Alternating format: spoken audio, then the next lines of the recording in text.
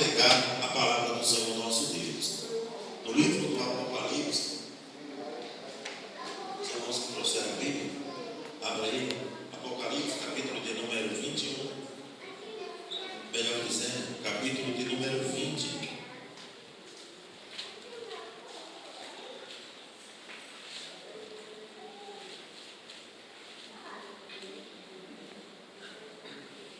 Apocalipse, capítulo de número 20, verso de número 11.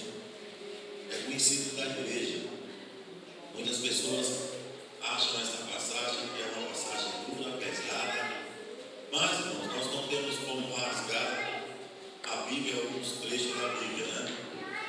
Porque é a palavra do Senhor nosso Deus. E a Bíblia diz que Ele corrige e açoita a todos quanto Ele ama e tem por filho.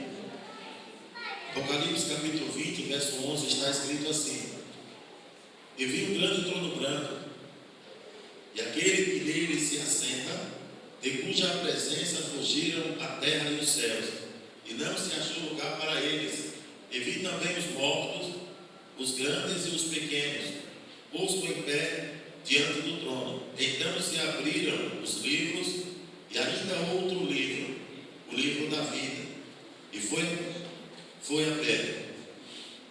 E os mortos foram julgados segundo as suas obras, conforme o que se achava escrito nos livros. Deu a morte, deu o mar, os mortos que nele estavam. A morte deu além, entregaram os mortos que nele havia, e foram julgados um por um, segundo as suas obras. Então a morte e o inferno foram lançados para dentro do lago de fogo. Esta é a segunda morte, o lago de fogo.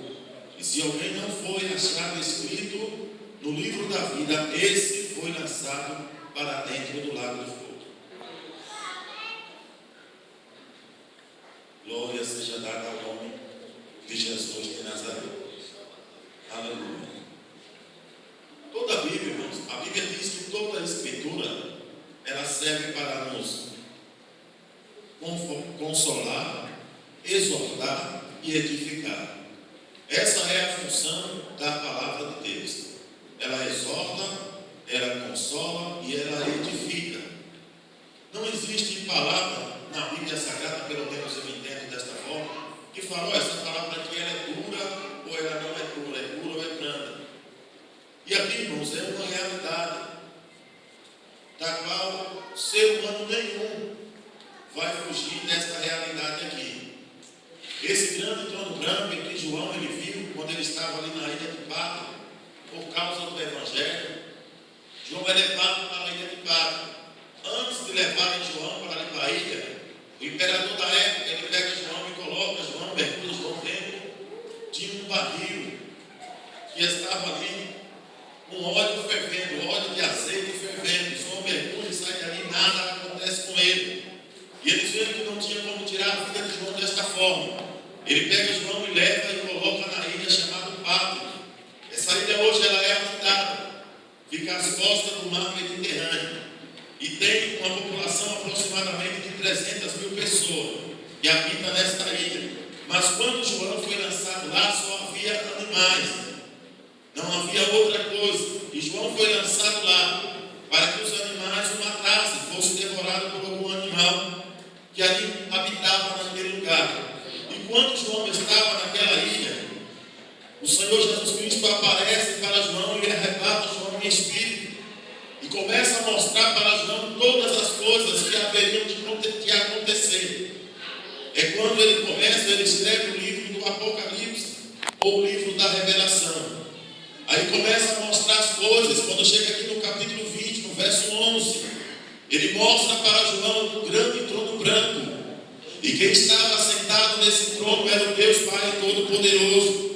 E ali João viu quando o Senhor dá ordem para que o mar entregue os mortos que nele havia, para que a morte entregasse os mortos que nele havia, e para que o além, o inferno, entregasse os mortos que nele também ali havia, para dar-se início agora ao julgamento, ao grande julgamento, que é o julgamento do juízo final. E quem é que vai comparecer diante do juízo final? É todas aquelas pessoas que não foram achadas escritas como nós acabamos de ler. Porque vai se abrir os livros. E que livros são esses? Esses livros aqui que está falando no verso de número 12. E vi também os mortos, grandes e pequenos, posto em pé diante do trono. Então se abriram os livros, o livro que é o livro da vida, e abriram outros livros. Esses livros, irmãos, são as escrituras sagradas. Ninguém que está ou que vive sobre a face dessa terra vai ser julgado por um outro livro que existe lá no céu, que é desconhecimento ou que ninguém na terra conheça. Porque Deus, ele seria injusto de nos julgar por uma coisa que nós não conhecemos. Se Deus tiver um livro lá no céu e que lá esteja escrito uma outra lei, em que ele lá tenha criado, em que ele vá julgar todos aqueles que não o aceitou a Jesus Cristo como Salvador, então Deus, ele estaria sendo injusto, porque ele estaria julgando uma pessoa por uma lei que ela não conhece. Mas aí as pessoas vão ser julgadas por este livro, que é a Bíblia Sagrada, começando do livro do Gênesis e indo até o livro do Apocalipse, julgando as obras desta pessoa, a conduta destas pessoas. Louvado seja o nome de Jesus. Aí João, ele vê ali o que, irmãos? Ele vê os grandes. E quem são esses grandes? Os grandes, irmãos, não são essas pessoas de grande estatura. Os grandes são os poderosos da terra. São os reis, são os príncipes, são os governantes, são os ministros, são os senadores, são os deputados, são as pessoas grandes da terra, os poderosos da terra, todos aqueles que não se converteram ao Senhor Jesus Cristo de Nazaré. Também ele vê ali os pequenos, aqueles que não tinham importância para a sociedade, aquele que o seu nome não estava na mídia, aquele que não tinha conhecimento nenhum, ou que não tinha influência nenhuma. Mas esses também vão ser julgados. Aleluia, porque não quiseram aceitar ou dar ouvido à palavra do Senhor nosso Deus. Aleluia. Louvado seja o nome de Jesus de Nazaré. Aí tem pessoas que se apegam desta forma. Falam, olha, eu não sou uma pessoa ímpia. Eu não vivo praticando pecado, não vivo praticando nenhum tipo de iniquidade. Então eu vou me salvar. Aí a mesma Bíblia, o mesmo versículo, a mesma passagem lá de Salmo de número 17, ela vem dizendo que os ímpios são lançados no inferno e todo aquele povo que se esquece de Deus. Então não é só as pessoas que praticam a iniquidade, não é só os estupradores, não é só os homicidas, não é só aqueles que estão furtando, aqueles que estão cometendo adultério, aqueles que estão cometendo todo tipo de atrocidade que a sociedade reprova ou rejeita, não, mas aqueles também que se esquecem de Deus, aqueles que se esquecem de buscar ao Senhor como seu Salvador, aqueles que se esquecem de tirar um tempo do seu dia para adorar o nome de Jesus de Nazaré, aqueles que se ocupam com tantas coisas que lhe sufoca ao ponto de ele não ter tempo para vir buscar a presença do Senhor. Aí ele vai se esquecendo, aleluia, de buscar a presença do Senhor, e chega um ponto em que ele para, fica estacionado, aí começa a querer se enganar a si mesmo, dizendo, olha, mas eu não estou praticando nenhum tipo de iniquidade, aleluia, eu só não estou buscando. Mas se não está buscando, é porque esqueceu. E a Bíblia diz que nós não podemos nos esquecer do Senhor nosso Deus, porque está escrito que é o ímpio que é lançado no inferno, e todos aqueles que se esquecem de Deus, aquele que esquece de buscar a presença do Senhor, aleluia, louvado seja o seu nome. Outros que dão tempo, falam, eu preciso de um tempo, aleluia, depois eu volto a buscar a presença do Senhor novamente. Irmãos, nós não temos que dar tempo, porque isso aqui não é uma empresa, nós não estamos registrados em uma firma com carteira assinada, com nenhum tipo de vínculo empregatício. Nós estamos servindo a Deus. Então, se nós estamos servindo, a Bíblia diz que nós devemos buscar o Senhor em tempo e fora de tempo. Então não existe tempo para buscar. Todo tempo é tempo de buscar o Senhor. Aí a pessoa fala, não, eu vou dar um tempo, eu tenho que resolver os problemas daqui, uns de lá, uns de acolá, depois eu volto a buscar novamente. Aleluia, pensando, irmãos, que o Evangelho é uma empresa em que a pessoa entra, resiste a sua carteira, depois passa o período de experiência 90 dias, adquire ali uma estabilidade naquele emprego de 5, 6 anos, aí já pode se achar que pode se dar um tempo, tirar umas férias. Eu vou tirar uma férias de Jesus, depois eu volto, começo tudo novamente e está tudo bem. Aí essa pessoa está querendo se enquadrar aonde a Bíblia Sagrada diz que ele está se esquecendo de Deus. E a pessoa que se esquece de Deus, ela corre o risco de vir parar aqui diante do grande trono branco. Porque aqui, irmãos, no livro do Apocalipse, onde nós lemos, todas essas pessoas que vão comparecer aqui, nenhuma delas vai alcançar salvação. Porque todos que vão comparecer aqui, eles fazem parte da segunda ressurreição. Porque quem vai fazer parte da primeira ressurreição? É a igreja. São os crentes, são os santos. São aqueles que aceitaram Jesus como seu Salvador. E apesar das suas fraquezas, das suas dificuldades, dos seus problemas, dos seus defeitos, como todo mundo tem, aleluia, mas não negou o nome de Jesus e foi até o fim. Começou a sua carreira, combateu o bom combate, como diz o apóstolo Paulo. Acabou a sua carreira, mas guardou a fé. Não é? Guardou a fé, foi até o fim, mesmo aos trancos e barrancos, mesmo caindo aqui, se levantando ali, mesmo sendo apontado por um ou por outro, mas que não negou a sua fé, foi até o fim. Aí quando essa pessoa ela dorme, ela não morre, ela dorme no Senhor, aí ela está guardado para a primeira ressurreição. E quando é que vai ocorrer essa primeira ressurreição? Quando Jesus vier buscar a sua igreja.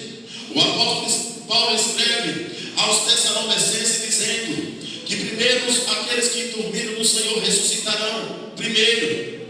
Depois nós, os que ficarmos vivos, seremos arrebatados para nos encontrarmos com o Senhor nos ares, aonde vamos estar com o Senhor para sempre. Aleluia. Então, bem-aventurado são aqueles que fazem parte da primeira ressurreição. Louvado seja o nome de Jesus de Nazaré. Aleluia. Aleluia. E quando se fala, irmãos, de ressurreição, de ressurgir, aí a Bíblia aqui está falando, se nós formos pegar o trecho no original, tanto no grego, como no hebraico, ou como no aramaico, nós vamos entender o seguinte, que ressurgir, ressuscitar, é ressurgir. Ou seja, uma coisa que foi para a terra, acabou, não existe mais, mas que pelo poder da palavra do Senhor nosso Deus e pela ordem dada pela boca do Senhor nosso Deus, aquele corpo que foi comido pela terra, ele vai ressurgir novamente da terra. Aleluia. Vai receber o Espírito que o Senhor Deus tem guardado, e esse vai subir agora com um corpo transformado. Aleluia. Porque aqui está escrito o que diz a Bíblia lá em 1 Coríntios, capítulo de número 15, e o versículo de número 52 em diante. Diz que no abrir e fechar de olho será assim um arrebatamento da igreja, um abrir e fechar de olho. Segundo a ciência, um abrir e fechar de olho ele demora 4 milésimos de segundo. Esse é o tempo que demora para a pessoa piscar o olho, bater a pestana. 4 milésimos de segundo. Esse é o tempo que Jesus Cristo vai usar para arrebatar a sua igreja. É muito rápido. É por isso, irmãos, que a gente prega dizendo que não dá tempo de ninguém se consertar com o outro. Aleluia, eu não posso ter alguma coisa contra o irmão, aleluia, alaí, e eu deixar passar por cima daquilo sem poder chegar até ele e me consertar com ele. Porque nesse dia não vai dar tempo de fazer isso, é muito rápido. É 4 milésimos de segundo. Aleluia, um bater, um piscar de olho. Aí a igreja vai subir, aí o apóstolo Paulo continua dizendo em Coríntios capítulo 15, no verso 52 e diante, aí ele fala sobre a transformação desse corpo aqui que é mortal. Aí ele diz, olha, então aquele corpo que é mortal vai se revestir da imortalidade. Então esse corpo aqui que é mortal vai se revestir. O que é revestir? Eu estou de camisa, coloquei este paletó, então eu revesti o meu corpo. É isso que vai acontecer com a igreja. Aquele corpo mortal ele vai ressurgir. E este mesmo corpo, aleluia, que foi sepultado, não importa em que lugar eles tenham sido sepultados, como é o nosso caso aqui, umas próximas cerejeiras, aleluia, que está lá, acabou tudo, não tem mais nada, só aquela pedrinha, aleluia, falando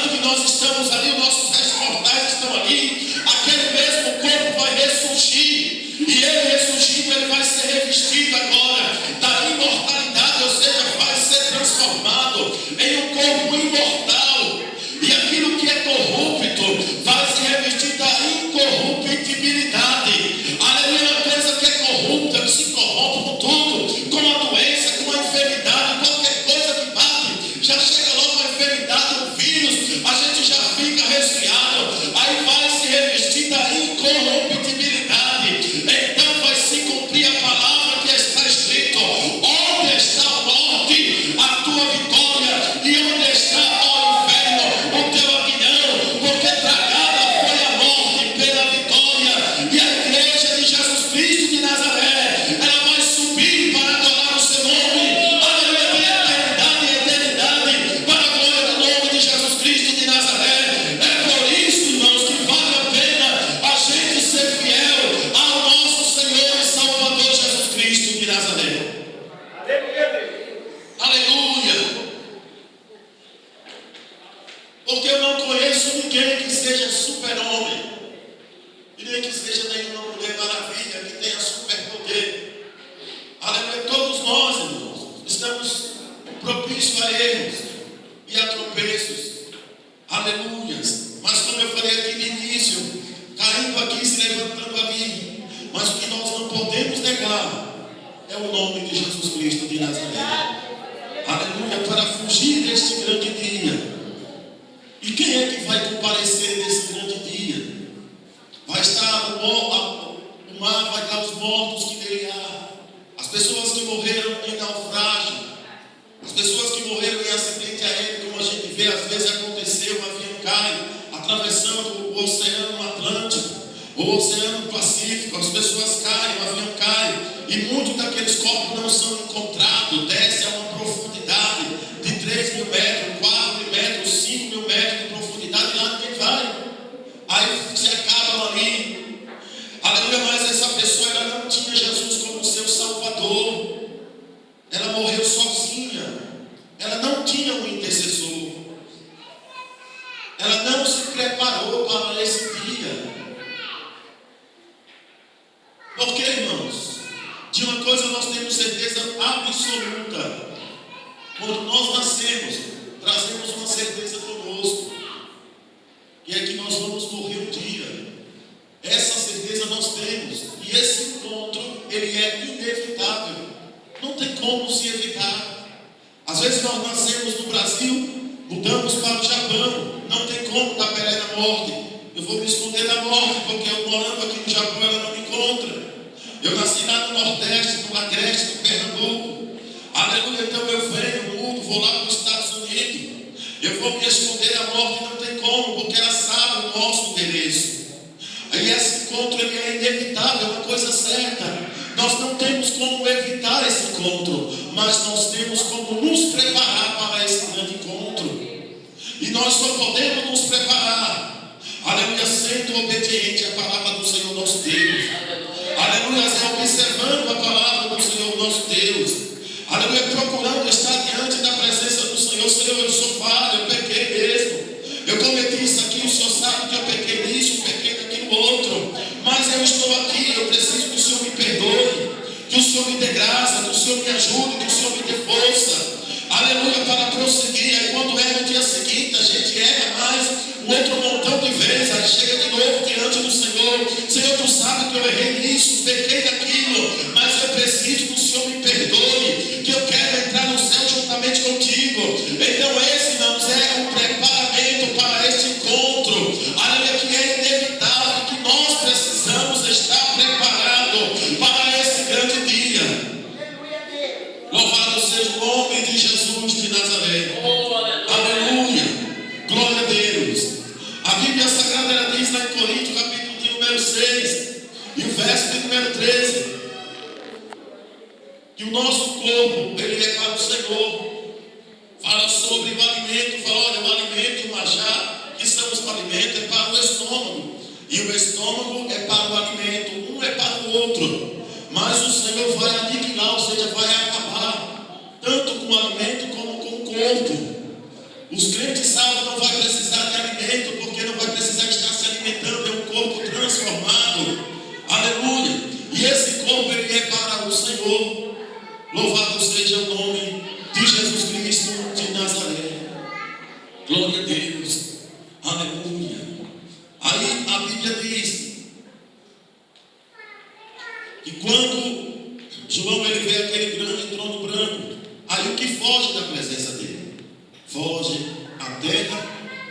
foge os céus, foge a terra e os céus da presença do Senhor. E por que a terra e os céus eles vão fugir da presença do Senhor? Eles não vão querer testemunhar as barbáries que acontecem, porque são duas testemunhas que são infalíveis. Nós estamos diante de duas testemunhas que não falham, não é? Nós não temos como nos esconder nem da terra e nem dos céus. Todo tipo de ato que nós viemos a praticar, nós temos essas duas testemunhas. E aonde é que Jesus Cristo, Senhor Deus, pegou essas testemunhas? Pegou lá no livro de Deuteronômio, no capítulo de número 30. Me derramar, dizer que eu te amo. Me derramar, dizer que preciso.